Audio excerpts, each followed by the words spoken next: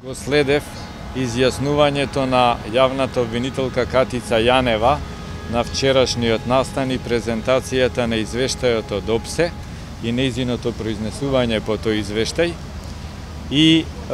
нејзиното произнесување дека инсистира и бара многу почесто насрочување на предметите кои ова јавно обвинителство ги води и давање на многу поголема динамика од страна на судовите на овие предмети.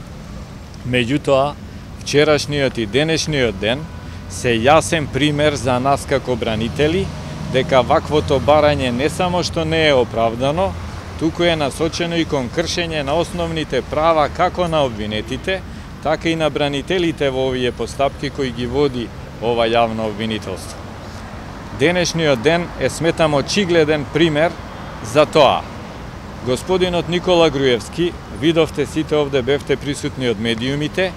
мораше да присуствува на рочиштето, на судењето за настаните предметот така наречен Општина Центар.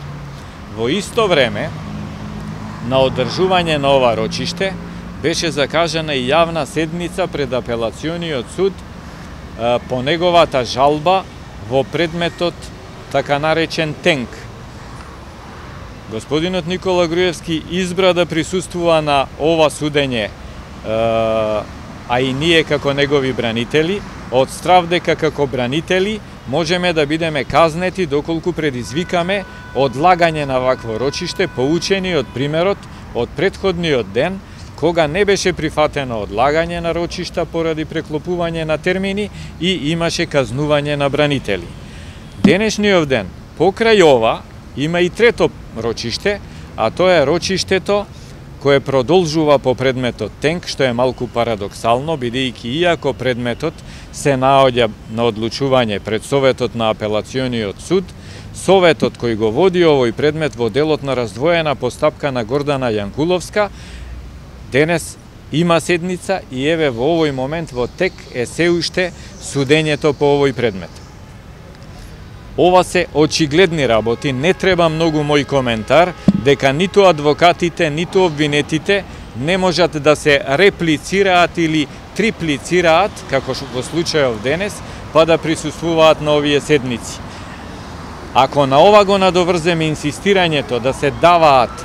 уште поголема динамика на решавањето на овие предмети и уште повеќе термини,